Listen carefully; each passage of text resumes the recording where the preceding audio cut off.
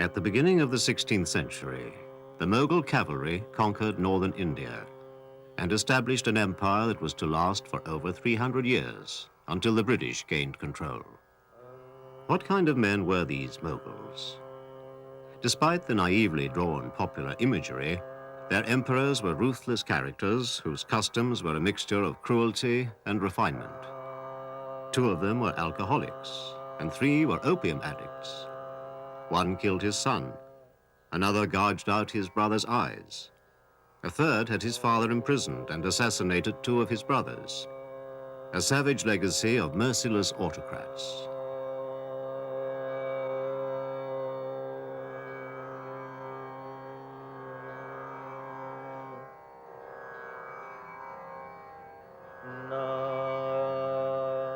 And yet art occupied a vital place in their lives. That is why we are fascinated by them. And what is astonishing is that very little is known about the Moguls.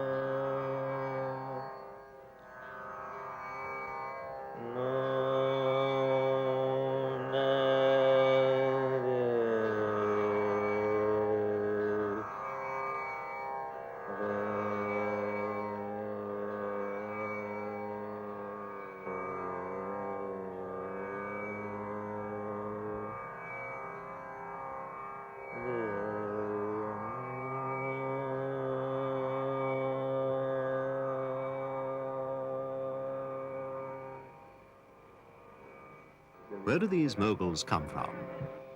Who are they?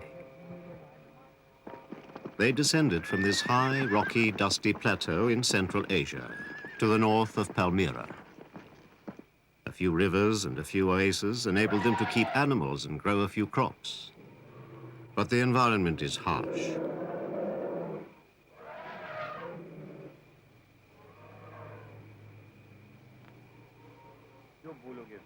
The land is divided into small tribes whose petty rulers wage war on each other out of necessity as much as for pleasure. Their name is only approximate.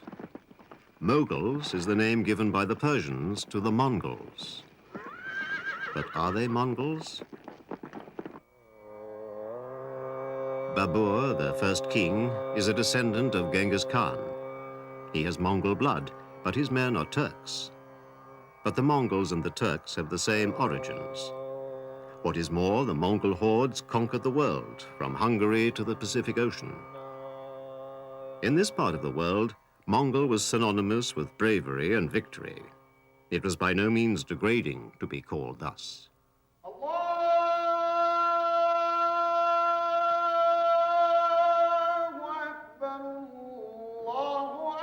The Moguls are Muslims. The province of Rajana, where they reside, is influenced by Persian culture. Not far away is Samarkand, the renowned intellectual center of Islam. Astronomers, mathematicians, lawyers, geographers, and doctors gather there. Persian culture was part of their collective memory for a long time and was to be a major influence on Mughal architecture.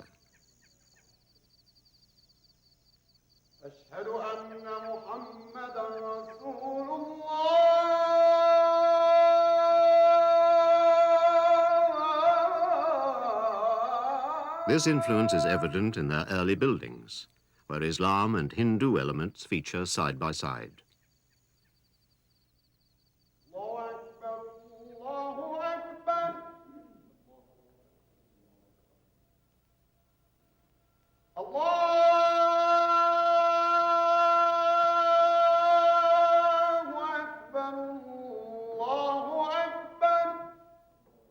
The Moguls speak Turkish, but also Persian.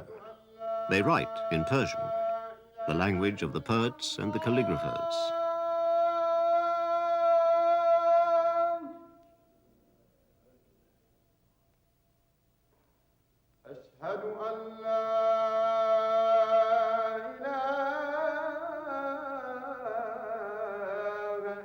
Although they are brutal and violent, they are not barbarians.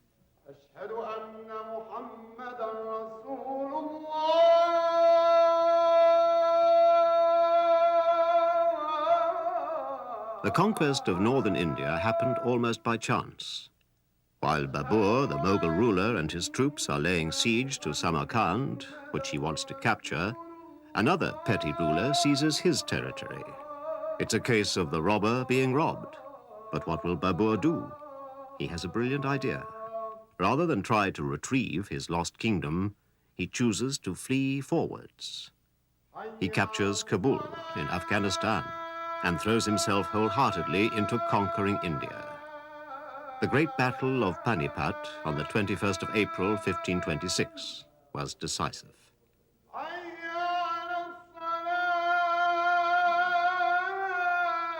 25,000 Mughal cavalrymen confront an army of 110,000 Indians and 1,000 elephants.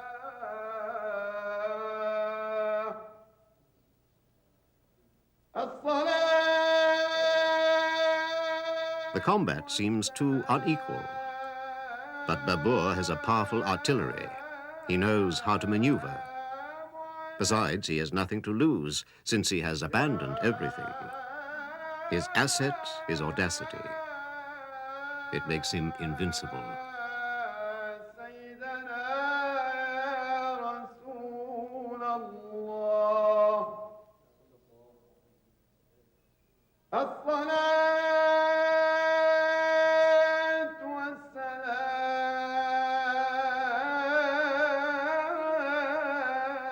He enters Delhi as the ruler and proclaims himself emperor.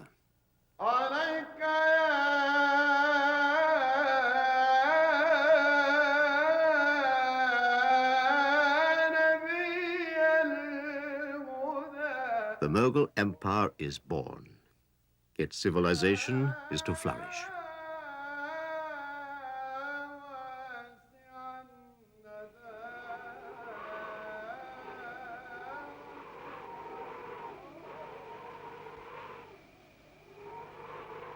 Muslim culture is deeply rooted in the contrast between desert and oasis. Aridity on the one hand, water on the other. That is the reality of the Arabia where the Prophet Muhammad was born, and it was to make its mark on Islam.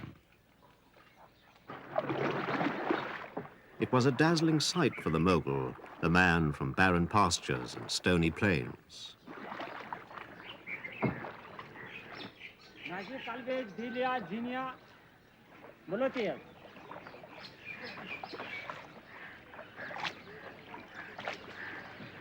ये वर्षे ऐसा पूछ वर्षे कुछ किस्म कैसी थे बोलो साहबा देखा होश है का बोलो क्या कैसी होश में से ये बोलो साहबा है का पूछ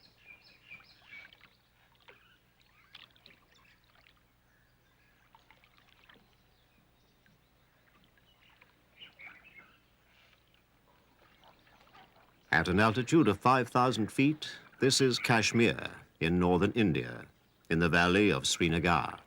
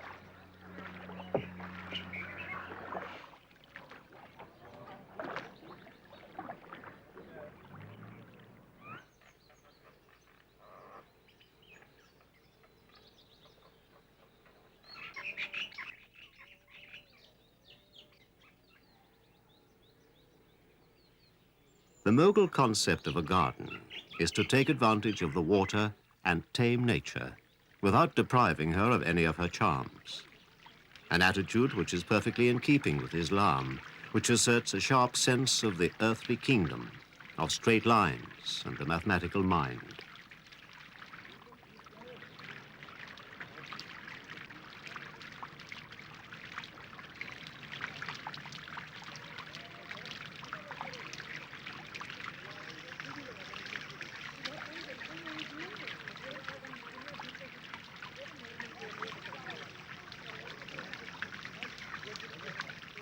The Mughal emperors came to Kashmir in the spring, when the snows thawed and the mountain passes became accessible. They spent the summer there, fleeing from the torrid heat of the vast plain. The river which fertilizes the garden straddles the world as it flows towards the sky, the shadows, and the flowers. The clear water creates ideal surroundings in which to communicate with God. The Quran clearly states, "Paradise is a celestial garden. When the day of judgment comes, the righteous will live in the gardens of delight. Youths eternally young will serve them in goblets and beakers. They will serve glasses of wine from sources that do not dry up. The wine will not affect them adversely, nor will they become intoxicated. They will have whatever fruits they choose, and they will receive whatever birds they desire most. In these gardens there will be 2 rivers flowing. There will be fruits, palm trees, and pomegranates. The gardens will bear their fruit near at hand for the virtuous to pluck. He who is close to Allah will receive rest and sustenance and the delights of paradise."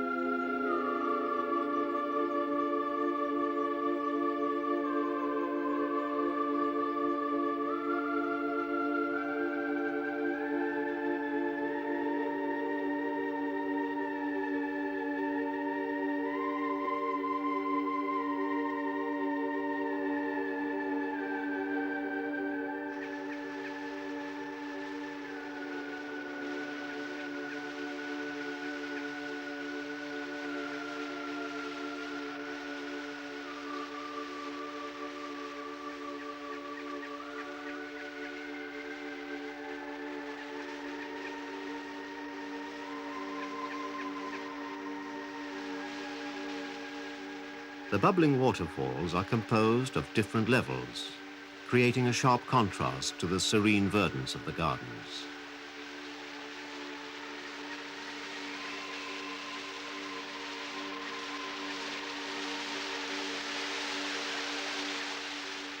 There is nothing more elaborate than a Mughal garden. The layout obeys a whole symbolic system reinforced by the prohibitions of a strict protocol. This is where the emperor lives. The water comes from the mountains and follows the contours of the land. But on an abstract level, this canal is a river flowing down to paradise. It is the central axis of the garden, its backbone.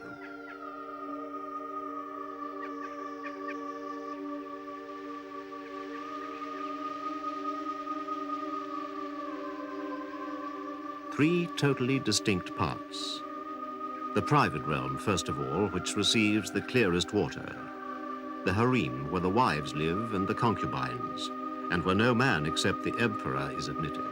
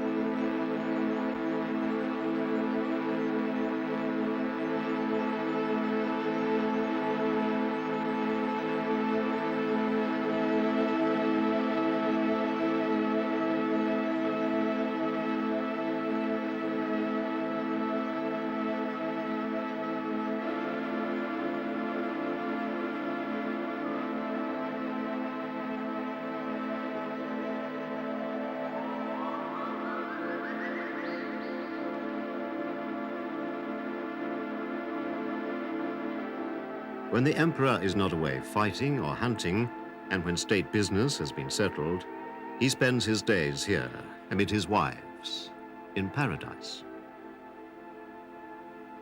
As the Quran says, is not paradise the place of eternal sensual delight? In the gardens, there will be chaste women who will not look at anyone other than their spouses. They will not have been touched before by man or jinn. They shall have beautiful eyes, like pearls hidden in their shells.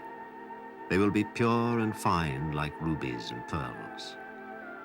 They will love the just and will always become chaste again.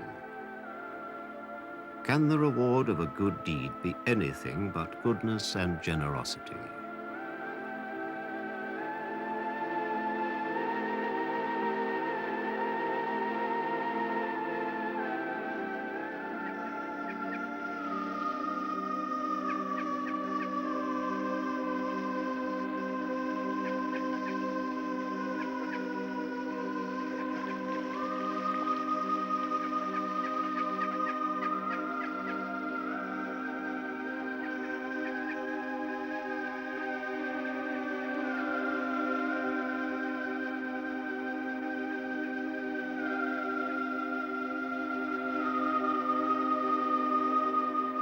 Two pavilions for the eunuch guards, protection of imperial privacy. The garden must also be a secret place, protected, remote like paradise, where sounds and worldly activity cannot penetrate. The splashing of the waterfall isolates the man in prayer on this meditation seat, helping him to concentrate.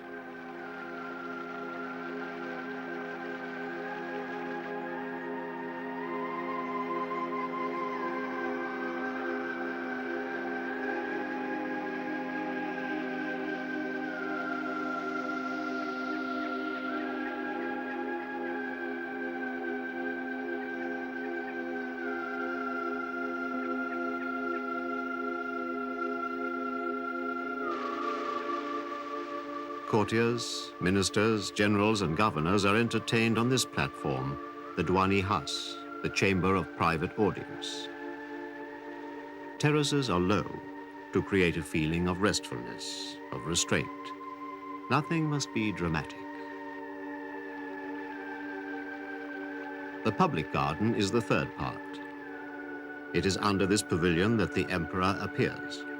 Every day, he must put in an appearance and prove to the people that he is still alive. Although he may not be approached except by courtiers and ministers, he must be visible, inaccessible, but present. Behind the branches, a whole symbolic system becomes apparent. The choice of species obeys a form of religious reasoning. Fruit trees are the signs of Hinduism. They lose their leaves, blossom, and produce fruit. This constant renewal is cyclical, reflecting the avatars of the deities, the successive reincarnations. On the other hand, the yew tree is a typically Islamic symbol. Evergreen, it never changes, just as the Muslims believe in eternity after death.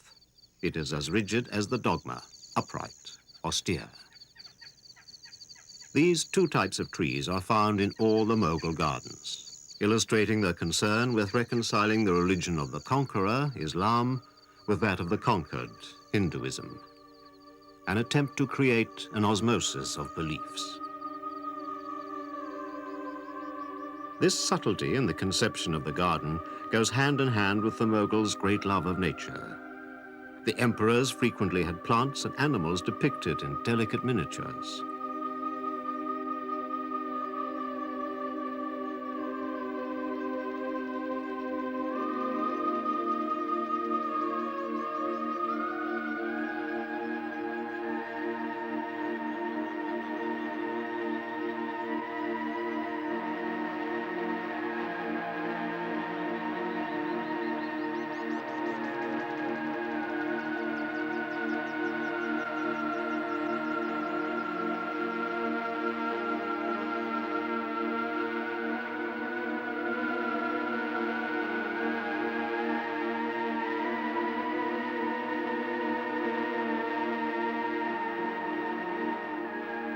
trees, in particular the chinar, an Asian plane tree, are revered by the Moguls.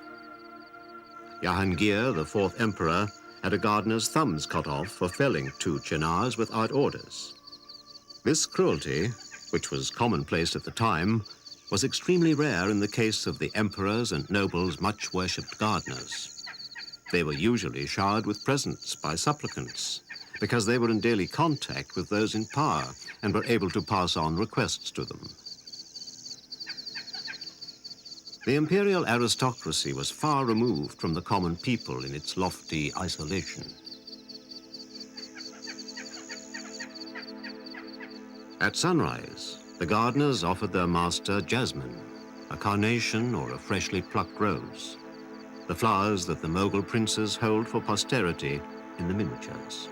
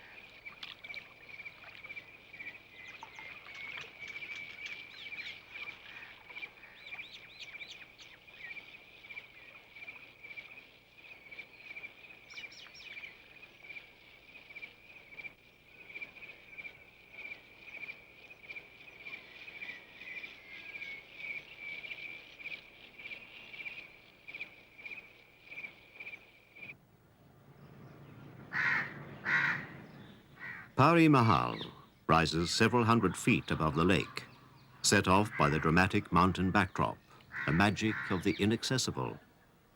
It was built by Dara Sukar, a prince brought up to be emperor, but assassinated by his brother before he became ruler. Intelligent and cultivated, Dara Sukar wanted to build a school of astrology here. The Mughals were obsessed with reading the future in the stars.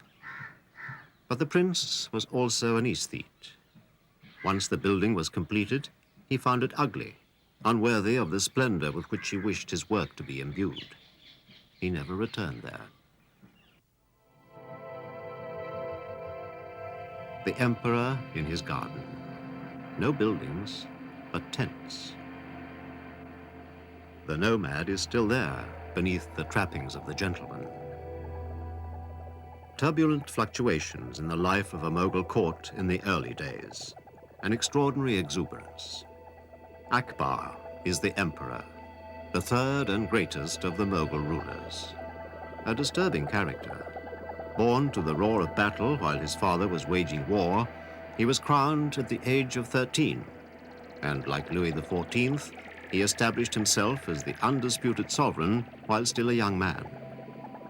Illiterate as a result of his tumultuous childhood, his artistic taste was no less perfect for it.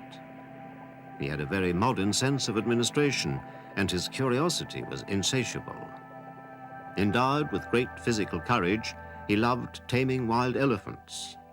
He was also a mystic, and suddenly stopped drinking wine, of which he was a little too fond, as the result of a vision.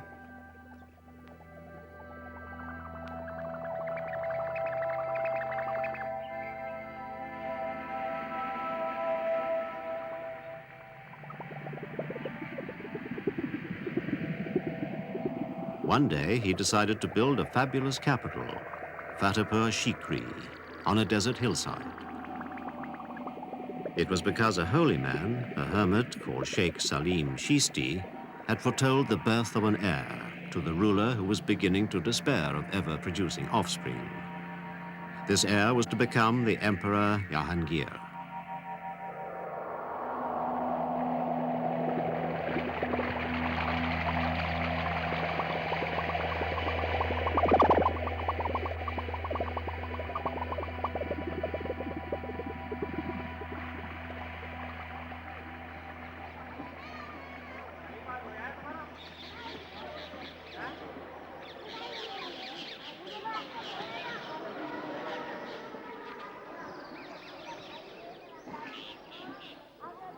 mosque and a palace as big as a town were built around the tomb of the holy man, which was sculptured out of white marble, a place of pilgrimage for barren women and men without heirs. They beg Shisti to intercede on their behalf and ask God to remove the curse, as he did for the emperor.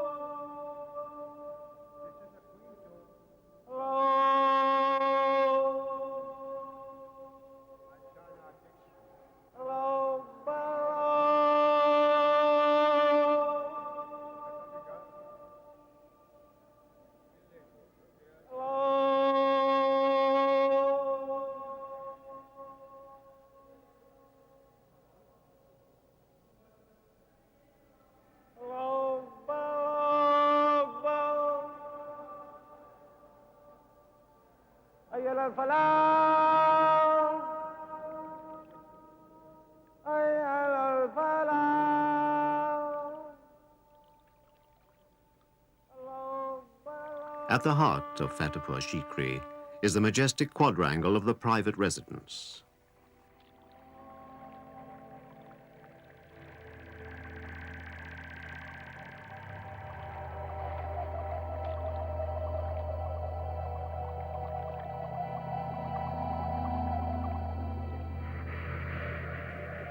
A stone's throw from the ruler's apartments is the platform where he gave audience to the dignitaries, a sort of island. Here again we find the nomad's obsession, coolness. In the evening and at night, musicians would come and play serenades.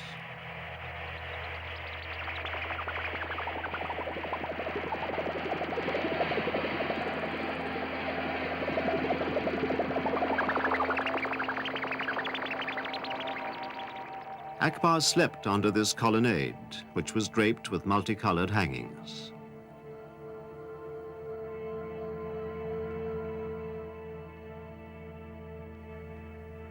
An empty gallery, admirable in its sobriety. This was where the common palace workers plied their activities. Picture it, and the neighboring quadrangle, cluttered with horses, elephants, and falcons for hunting, and bustling with hosts of servants, guards milling around.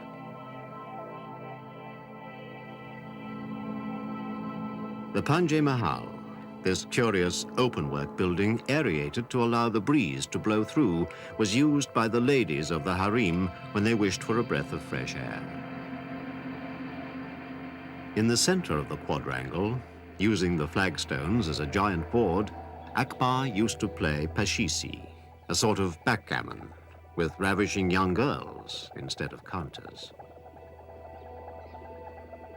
But the real center of Fatehpur Sikri is this house, called the Hall of Private Audience, crucial to the thinking of this fascinating emperor. Akbar would spend entire days there.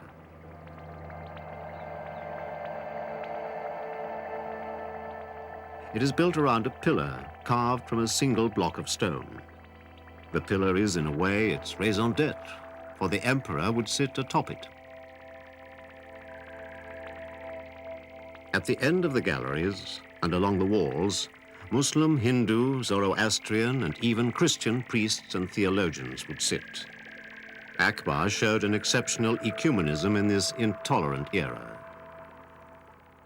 In his view, all beliefs were equally valid. Everything was debated.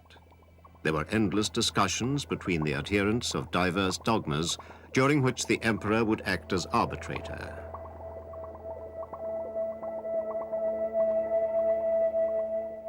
The logical outcome of this attitude was for him to create his own religion, which he did. The Din Ilahi, the divine faith, was a sort of amalgam of all doctrines, with himself as a sort of half-deity. He only managed to convert a few sycophants. It all died when he did. This open-mindedness was also reflected in art, where a royal prince, a fervent Muslim, is seen holding an image of the Virgin Mary.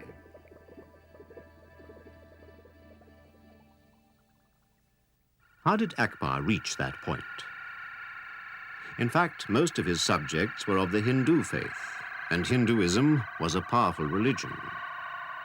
It offers answers to the metaphysical questions of daily life. This religion is a complex universe. It resolves the problems of the hereafter through the theory of reincarnation and successive lives.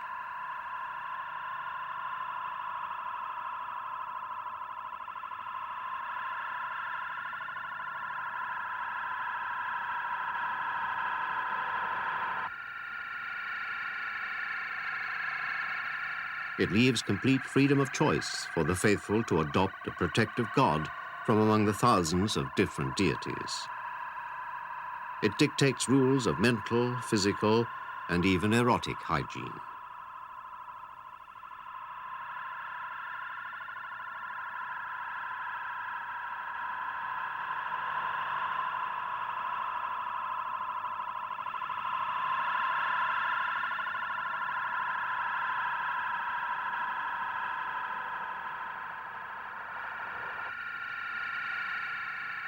Hinduism has also created rituals, a poetics, a mythology, and a mystique.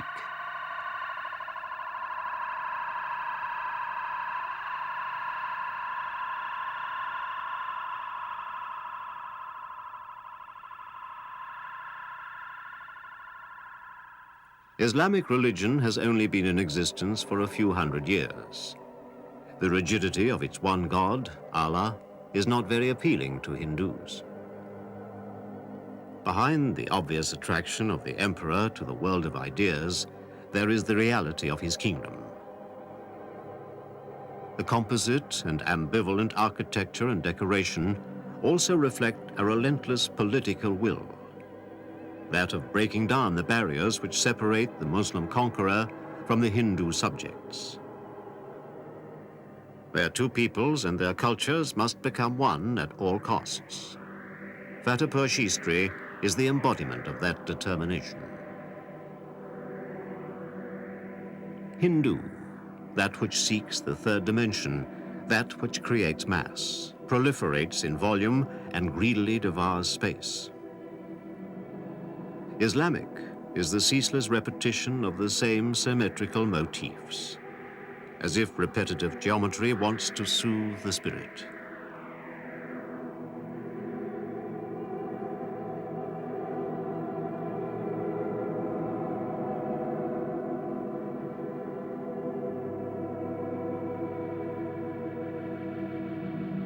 The Muslim artist describes in abstract form what is happening within him. He internalizes himself through lines and their complexity. His universe is flat, impassive, astonishingly intellectual.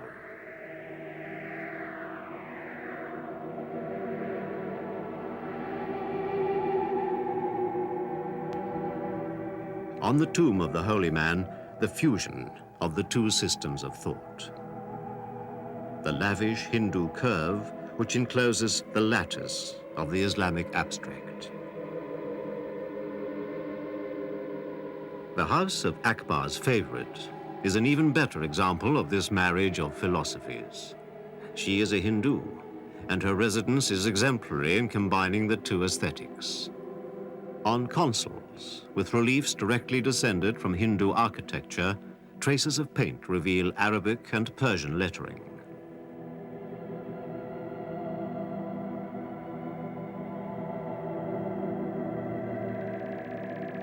Half obliterated over the years, a whole universe appears.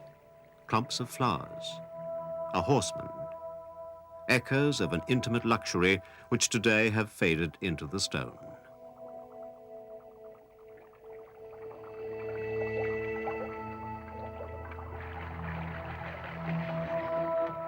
elephants. They played a major role in the life of the empire. Symbols of majesty and power, they took part in all the wars, hunts, and festivals.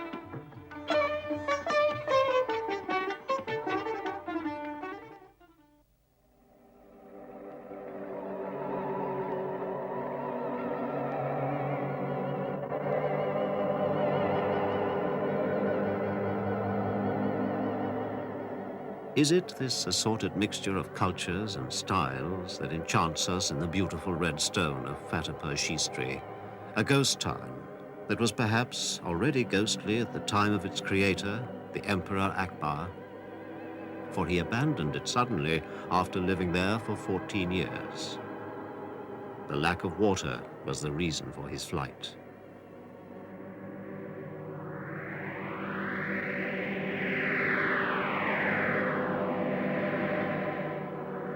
Thus, the greatest Mughal emperor was defeated in the realization of his dream by drought.